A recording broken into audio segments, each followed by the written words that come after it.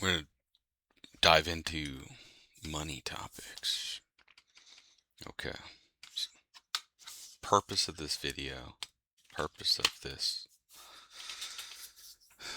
collection possibly is to help people that were in my shoes, are in my shoes, don't know if they're in my shoes, don't know where they're at, trying to figure out where they're at, how to deal with money. You don't want to be massively rich. You don't care about that. Maybe you do, maybe you don't. Maybe there's an inkling, don't know how to do it. But this is basically how I figured out almost just everything that is associated with money in general. And these are just tips of the iceberg, but I think once you go on the tip of any iceberg of like money, you really find out that a lot of it's really stupid. Um, a lot of it is sentimental. A lot of it is just calculations. And you kind of come to a point where you've done so much research to dig into the details and you find yourself kind of laughing at yourself as I did, as like, wow, I guess I guess I really didn't need to worry so much. And for the most part, this is what the video I want to provide that to you or listeners is basically how did I get to this point where at least I have financial peace of mind, where I used to worry about, was I doing the right thing? Did I have my money in the right places? Um, I didn't know where to put my money. I didn't know how to allocate the money. I didn't have a lot of money to put anywhere anyway. So it was like, the irony is you have a little bit of money and you're so worried about it because you're like, well, this is all I have and this is what I need to grow and it's going to take 40 or 50 years. And yeah, so I think let's just jump into it. I think this is what I've learned and what helps me find, peace of mind with money. Um, I call them practicing principles, and one of them is just direction. So I don't know what to do with money, and through all the learning, what I was able to do is just know what direction my money is going to go, which means just where am I going to direct the money? So investing, budgeting, spending, and I think I've come to the conclusion was like I know exactly where my money is going to go and what direction it's going to go. And the place I like to start is with $1. So $1 basically gets you kicked off anywhere. And I think you really have to just start anything. And it could be any project. You just got to jump in and start, even if it's researching. And eventually you get to the point where like at a construction project or like you got a DIY at the house, it's like, if you're going to solve any problem, you just got to dive into it. And the best way to dive into it is to be invested, buy something. Like pretend like you went to the Home Depot and you're like, hey, I'm going to fix this wall or paint this wall. And you're like, you got to get something to fix it, right? So you go to Home Depot and you're like, well, what should I buy? And you start asking people, maybe at Home Depot. Hopefully you don't. Hopefully you don't have. I mean, but then they give you their ideas, and they might have a better idea because they kind of do it every day or get the same questions every day. But it really might not apply to you. So then you get off on a tangent. But the best place and the best starting point is just with $1. So if I went to Home Depot and I bought some product that I thought was on the right path, um, you're like, hey, I'm gonna do this. I bought the paint. I'm like, well, I bought $50 worth of paint or a quarter, maybe even $10 worth of paint. And you're like, well, I bought it. I need to do something with it, right? And so you actually start the next step, which is then, why did I buy this? And why is this going to work? And that's where the magic happens. So with money. So money is like, um, it's kind of like once you start somewhere and once you anchor it somewhere, it basically just kind of pulls you, in that direction. And so you start with $1. Um, then, there's the part of the journey where you want to become. Ideally, what would you want to become? Would you want to borrow money from the bank, or would you just want to be the bank? I never really understood that when people said that, like, be the bank. Oh, what the hell does that mean? Really, what that means is just like anything you invest, you can borrow against. So if you have savings, basically your credit score goes up. It offsets your debt to income ratio. And long story short is you can borrow against that. You can get a loan. Now, some of them, like to play this game about credit scores and stuff like that. But here's the trick with being your own bank. Your 401k does not ask you what your, credit score is. They basically just allow you to borrow in certain, rules and restrictions all of them have allow you to borrow against it. And the great thing about borrowing against your 401k is that you're just borrowing against money that's already there. It's going to keep building as well for the most part. um, and so I tried to figure out, well, how am I going to save money? Almost impossible. You got a small family, small kids. That was my situation. I'm sure some of you in the same situation. And that's basically where you're like, there's no way I can save money. But you basically use the old mattress method in this case, and that led me to being able to borrow against myself with there's no credit score involved. And then here's the great thing: it doesn't impact your credit score because they don't even know. They don't. Well, if you don't borrow against someone else, it doesn't impact your credit score. It doesn't impact your debt to income ratio. They don't know. They don't have any right to know, basically. You borrow against other people, then they have a right to know if other people are borrowing against you, right? But you as yourself, there's a restriction there, and there's all kinds of, guide rails that keep you in that restriction. And so borrowing against myself, I've used that method. I used it to buy my first house. And I think that was one of the best decisions that I ever made. And it's very low interest. Um, the terms are very favorable. If you default, it's better than defaulting on a credit card or something like that because there really is no like major repercussions that really impact you negatively. Now, obviously, I'm not saying to go down that path, but that's one of the key reasons where it's just kind of low stress. And I think the thing that gave me a lot of confidence, or the aspects of that, it gave me a lot of confidence, is because it was low stress. I don't owe anybody else. I owe myself. Okay, so I'm good. I'll jump to the next thing. So, and we can review all those and make it a whole, separate video. But, at a bare minimum, like all through all of my research, I found that, you know, if you're generally, the average American family, and you are always going to have a place to live, you know, you gotta buy one house. You have to have one house at all times. I mean, you're not gonna live in your freaking car, and a lot of people aren't gonna live in an RV with a family. It's just not gonna happen. So, the most likely thing that's gonna happen is you're gonna rent a house. Now, you want to own that house, okay? You want to own that thing. First of all, stability, okay? First of all, and then second of all, the payment never changes, okay?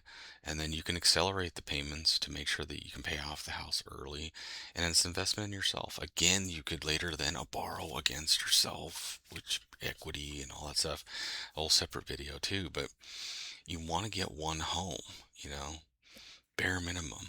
Um, that anchors you financially, and it anchors you on a stress level wise too, because you generally know that the landlord can't kick you out because he's going to sell it. He's not going to be able to, or he or she is not going to be able to raise the rent on you all the time.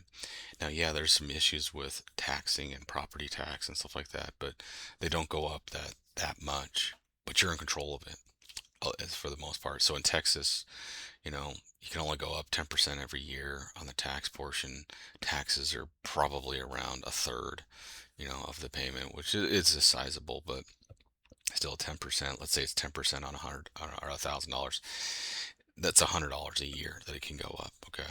So your landlord's going to do the same damn thing. Okay. It's going to go up and they're going to want to charge you. You may not be getting hit for 3 or 4 years, but the rent hike is coming, or the sale is coming. You know, most people that own homes, like they're not in it for the long haul. They're not in it for keeping it forever.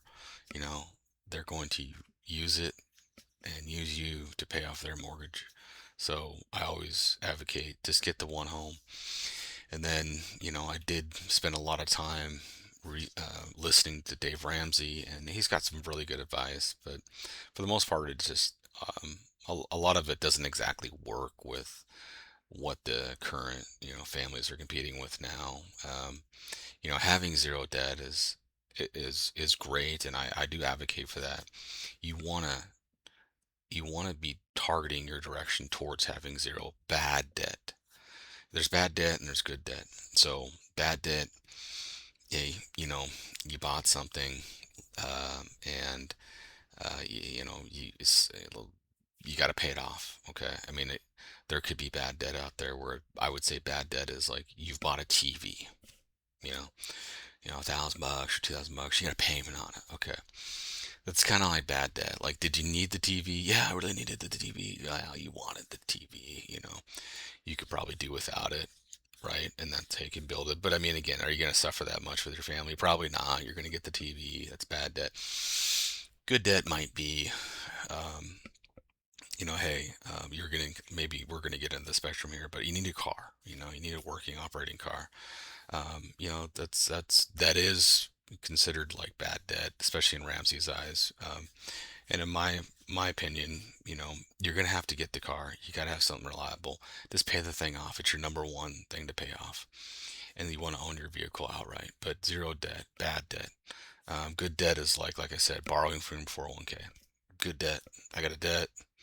You know, gonna pay it off. No big deal. But I bought and what is going to be perceived as an asset. Of course, some people don't. Your house is not an asset. Okay, well, it's going to be an asset because I'm not going to live here forever, but I'm going to keep the house forever. I'm going to make money off the house, if I keep it forever. So it's going to be an asset. Okay, do not be discouraged by these shock terms that some of these financial gurus give you. It's like, hey, it's not an asset, it's your home. I mean, well, whatever, dude. I'm not out there running many businesses, and I'm just the average Joe that just kind of doesn't want to do that. I mean, more power to you if you do, but it's going to be an asset, and anything that could potentially be an asset for someone else, I think you just classify it as a freaking asset. You know, um, like even if you're bought a car and you're going to do Uber, I mean, you're going to make money off it. If you can make money off it, in my opinion, it's a freaking asset. So then the other thing is, I've already touched on is a couple of these things was just borrow from yourself. And then my opinion on your assets is like never sell them. Like your houses, I just I don't buy into the fact of buying and selling houses. I think maybe if you had many in the portfolio and that's great, you're going to flip them. But I would say it's like plan to never sell your house. I mean, then you're going to make a decision on, hey, this is a good house. I feel really good about it, and I'm never going to sell it because I think one of the biggest problems with finances and inflation and all this stuff with America and competition is, there's no houses that are passed down. It's not part of the tradition. It's the generational expectation is that, and especially for older generations, is you leave the house when you're 18 or thereabouts and you go do your own thing, and you generally just go buy your own house and there's nothing necessarily passed down. Now, I don't agree with that in all aspects of it. There's some good aspects of it. Yeah, go on your own, but the family core should be financially stable, where if you have a family house and you continue to live in it, and let's say it's paid off or their house hasn't gone up forever, I mean, your parent, the parent, or your parents are going to have financial stability. They're going to be able to help the children guide themselves into greater financial stability. Instead of what happens is the opposite, is everybody has to start out from scratch. And you're on your own and go build your own life. And I don't think that's the right way to build families. I don't think that's the right way to build the American dream. The American dream is, to live independently. And living independently means having a strong family financially. So my plan for my family is, um, never sell the house. If I did buy a house or have a house, always have one place that, basically, let's say if it was paid off, have always the family should always have one place that's essentially rent free, and then that can build wealth without pain. Most pain is caused, financial pain is caused by a strain on the finances and not being able to actually do something because you can't financially.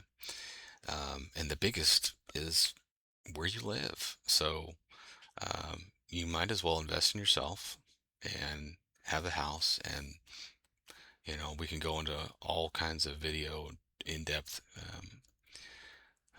time there, but I'll move on. The next thing is, cash is going to spend itself. So I think there's a really great method that I think some of the older generation uses, and a lot of men use this as, because men are not typically the spenders. They're more like the budget police, if you would. And I mean, women can be the budget police too, but for the most part, cash will spend itself or money will spend itself. So what you want to do to avoid stress is make sure that you budget and ensure that your spouse or your partner understands what can be spent. Okay, and you're going to have overspending, but understand that you want to have a system where you're investing all the time. It doesn't matter if it's $10, doesn't matter if it's 20 or 100 or 1,000, but you want to have a system where you're consistently investing all the time, and then you spend the rest. Okay. And then once it's spent, it's spent. I mean, that's a pretty fair system. I mean, versus like counting every dime, you kind of put your budget in a system where I'm going to invest this and I'm going to spend the rest. And then that way it's like, well, I mean, that's what you agreed to. I mean, you could invest more, you could invest less, you could spend more, you could spend less, but it makes it simple. It's like, well, hey, I don't want to spend more money, and I don't want to have a 10th subscription to whatever it could be, music or videos or an app. And you're like, this is the system. It's really easy. I think it works for me, and I think it would work for a lot of people too. And it kind of falls into the basically like another rule that I have is you invest everything you can and you spend the rest. So in my system, I have a family, a couple kids, and my wife, and effectively, like, you need to save, you need to invest. For the most part, investing is paramount priority. Invest everything you can. So it's like, hey, at least every week you need to be. Well, what I do is invest in a 401k because I love the system. I like to borrow from myself and save or invest in, like, individual stocks, um, IRAs or Roth IRAs, and or just, either cryptocurrency. But those are my vehicles for investment. But you need to every week consistently do it. It doesn't matter if it's $10 or $100 or $500, but pick something. Um, Usually it's just like, hey, pick 10%, 10% of the paycheck, 100 bucks, 200 bucks, whatever the hell it is, and then keep keep it pumping that and investing that, and then you just spend the rest. Um, a little bit goes a long way. Dollar cost averaging goes a long way. So those are the things that kind of like summarized as the things that help me operate money, family, budgets, buying on the day to day. And those are just those are the guiding principles, the practicing principles. And if you stay within those, you're going to be okay. Sometimes you're going to get off the rails, of course. Don't beat yourself up, but you just get back to the guiding principles, and it eventually brings you back. You might want to buy something fancy. You know, well, is all your life fancy, or is it just that one or two things? Don't beat yourself up. I think you can make an allowance. You only live once. But it's like, if you want to buy a pool, buy the pool. Um, Go for it. But don't do that for your whole life. Don't buy, I need a brand new car. My wife needs a brand new car. I need a brand new pool. I need a brand new house. I mean, within reason, right? I mean, these are the principles that help you stay sane. This is what's helped me stay sane. So I just wanted to put that out there. I will develop some more videos. A book is coming out. So that touches all these topics, and the book is for my kids to help them understand, all these types of things that I learned in my journey.